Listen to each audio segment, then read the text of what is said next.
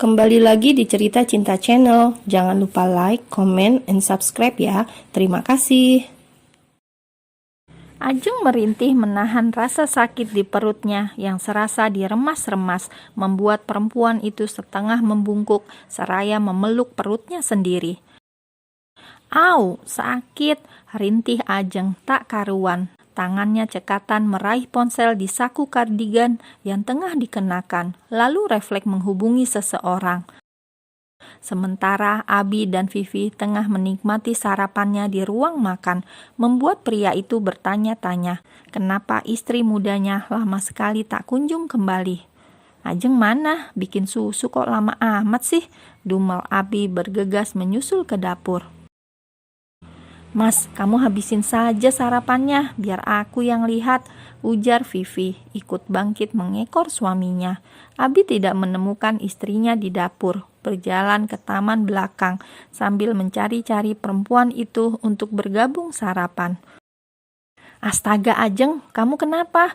Perut kamu, kenapa? Tanya Abi panik, sedari tadi firasatnya sudah tidak tenang. Sakit mas, perutku sakit. Aduh Ajeng merasakan perutnya panas. Astagfirullah, kita ke rumah sakit sekarang, ujar pria itu langsung menggendong istrinya.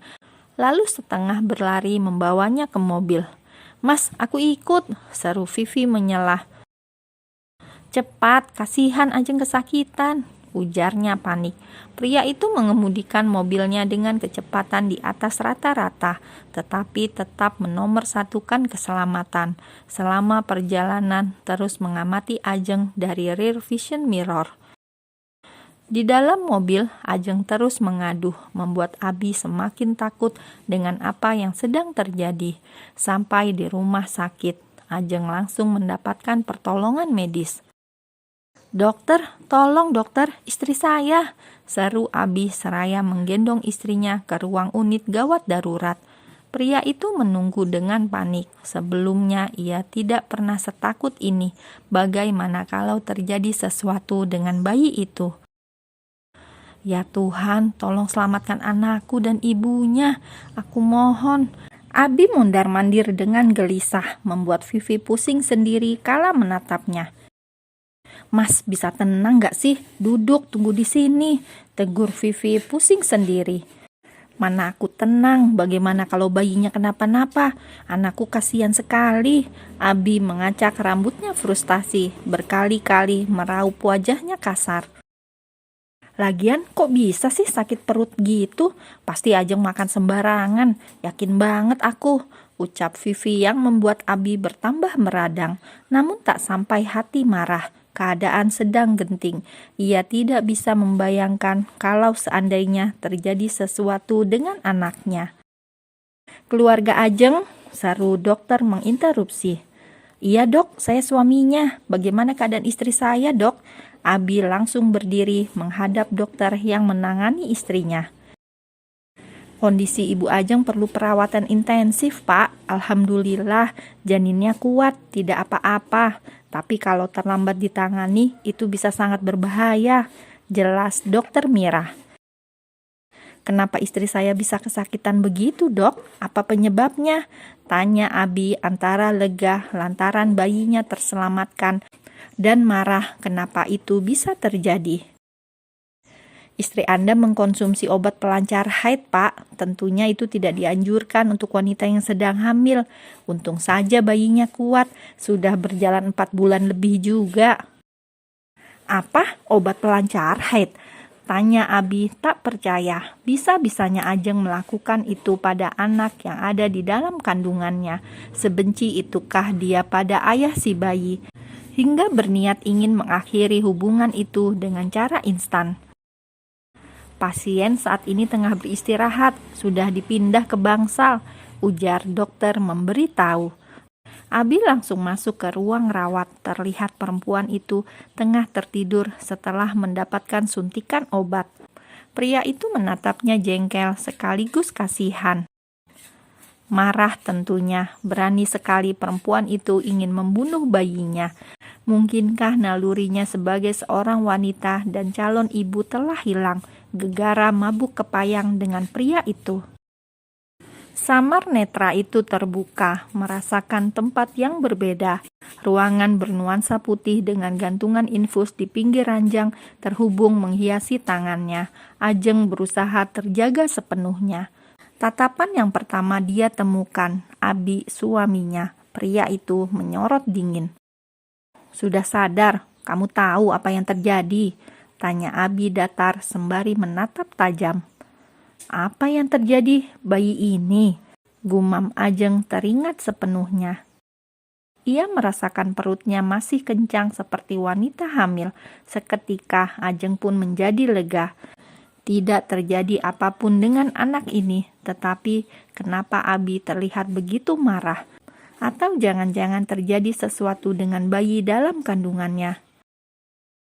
"Kamu hampir membunuhnya, dan aku orang pertama yang akan marah dan menuntutmu bila ini terjadi." Tukas pria itu penuh intimidasi. "Aku membunuh bayi yang bahkan sedang aku kandung sendiri. Aku masih waras, Mas. Mana mungkin aku ngelakuin perbuatan keji itu?"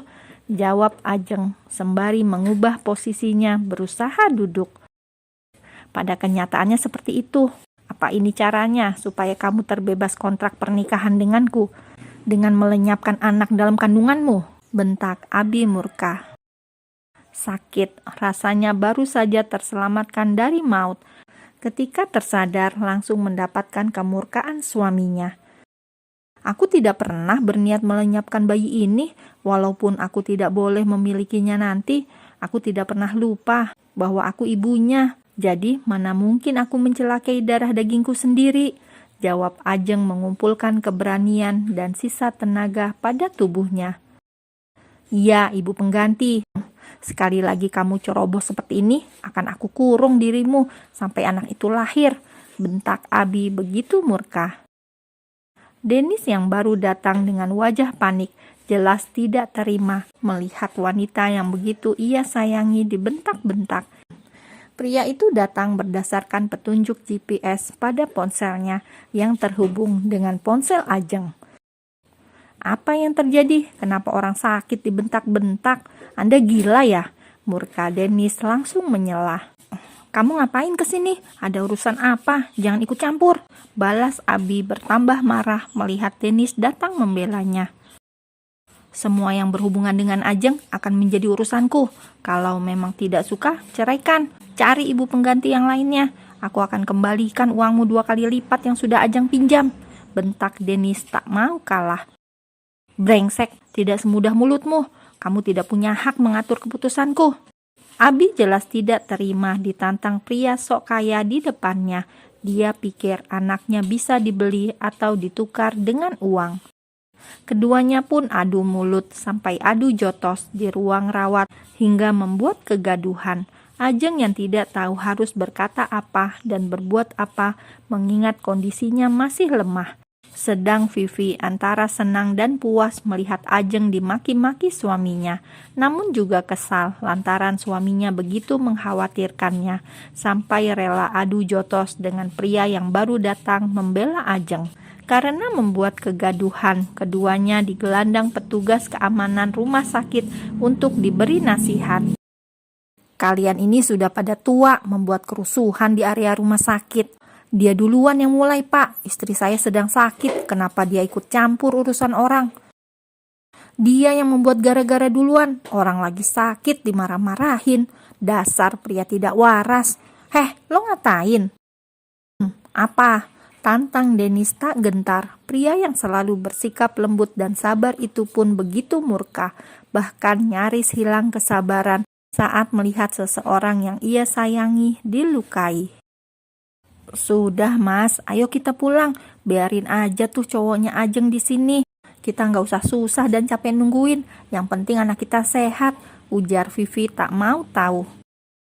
"Kok biarin aja? Gimana sih? Orang lagi sakit. Nanti kalau terjadi apa-apa sama Ajeng dan berimbas ke anak aku, gimana? Kamu nggak ada prihatin-prihatinnya sama sekali. Atau jangan-jangan ini ada konspirasi besar di balik insiden ini?" tuduh Abi menatap tajam istrinya. "Maksudnya apa? Dia yang ceroboh malah nyalahin saya. Bisa aja kan Ajeng emang ngelakuin itu untuk segera terbebas dari pernikahan kontrak denganmu karena Ajeng mencintai pria lain. Diam, kalau tidak suka di sini silakan pulang, bentak Abi menatap tajam istrinya. Terlihat begitu marah dan jengkel. Sudah tahu hatinya tengah panas, ditambah Vivi yang seakan tidak mau tahu, jelas membuat pria itu murka. Vivi pun langsung mingkem sambil berlalu dengan batin mengumpat. Tentu saja dia senang hati memilih pulang daripada kurang kerjaan sekali menunggu madunya di rumah sakit. Hanya saja ia kesal bukan main, ikut dibentak-bentak juga lantaran memberi pendapat. Abi meraup mukanya kasar sambil berjalan menuju ruang rawat. Makin kesal dan bertambah dongkol saat mendapati Dennis masih stay di sana, enggan beranjak. Ngapain masih di sini? Pulang sana, usir Abi ketus. Saya akan menjaganya dan menunggu di sini, jawab Dennis dengan santai. Heh, Anda siapa? Istriku tidak butuh pendampingan dari orang lain.